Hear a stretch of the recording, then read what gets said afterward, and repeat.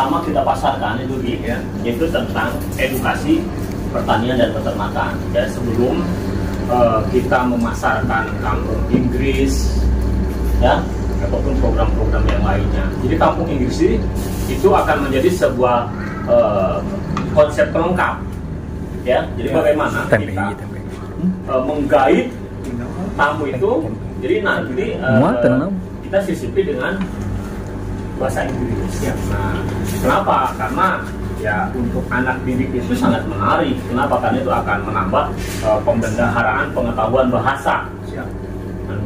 Nah, tapi jangan sampai gini, jangan sampai jadi masalah. Nah, kita yang ngobrol bahasa Inggris, teman-temannya, pengunjungnya respect atau komunikatif dengan bahasa Inggris, nah terus petaninya tidak mengerti. Nah, jadi saya berharap dari beberapa petani yang menjadi objek kunjungan, nah itu mereka ada upaya untuk bisa berbahasa Inggris, ya. Nah, bukan berarti kita memaksakan dengan ketidakmampuan kita berbahasa Inggris. Namun, dengan kita bisa berbahasa Inggris, pada saat ada masyarakat asing datang, kita mengerti apa yang mereka sampaikan, akhirnya kita bisa memberikan pemahaman bahasa Sunda. Nah, mau bagaimana bisa mengajarkan bahasa Sunda kalau apa yang mereka obrolkan tidak mengerti. Nah, jadi kalau nanti ada tamu asing, saya berharap kita tidak menggunakan bahasa asing, tidak menggunakan bahasa Inggris, ya, tetap menggunakan bahasa Sunda.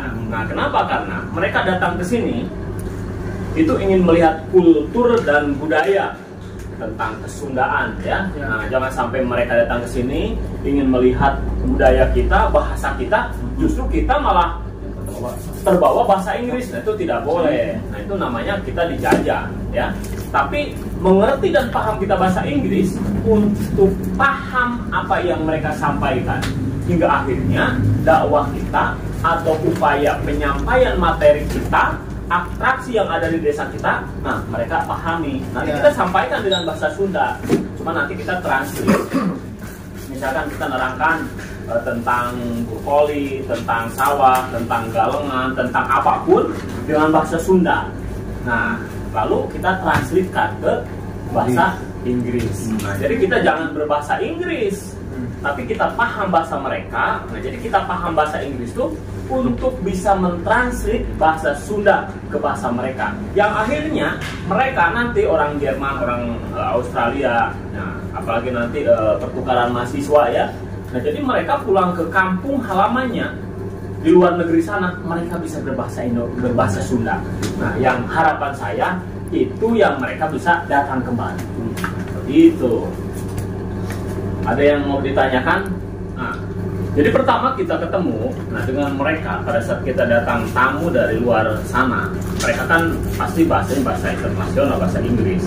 Nah, kita sambut dengan bahasa Sunda. Contoh, Sampurasun. Nah, apa tuh bahasa Inggrisnya Sampurasun? Welcome. Oh. Nah, apa Pak? Welcome. Atau ya Sampurasun. Nah, jadi pada saat kita berbahasa Sunda, kalau kita mengerti paham bahasa Inggris, jadi kita bisa mentranslate. Jadi mereka harus mengikuti bahasa kita. Nah, saya pesan, ya, walaupun di kita ada kampung Inggris, kita bisa berbahasa Inggris. Saya tidak mau pada saat mandu, pada saat menerangkan itu pakai bahasa Inggris. Ya, setuju, Pak. Kenapa? Karena Don't worry. ya, don't worry. Be happy, no happy, no be bad. Alright. Nah, ya, betul. Jadi kita berbahasa, mengerti dan paham bahasa Inggris itu untuk mentranslate budaya kita. Karena yang akan kita jual itu tentang alamnya, tentang aslinya di desa Ketawangi.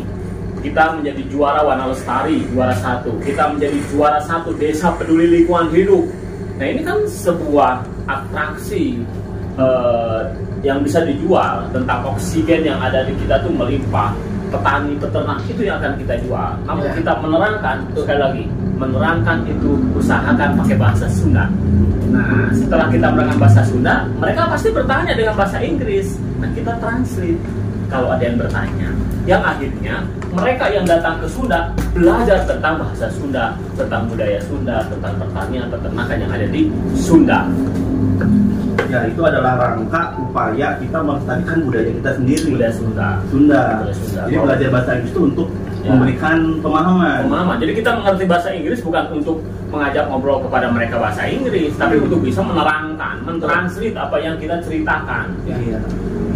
Jadi artinya utamanya itu. Ya. Jadi Kenapa? Semakin banyak turis, semakin banyak juga income yang kita dapatkan. Oh, jelas. Itu segi ekonominya. Tapi yang lebih luar biasanya semakin yang akhirnya harapan saya ke depan, yang akhirnya gini, Pink Parliament ini bukan menjadi wisata atau kebanggaan di Bandung Barat atau di Jawa Barat atau di Indonesia, tapi go internasional.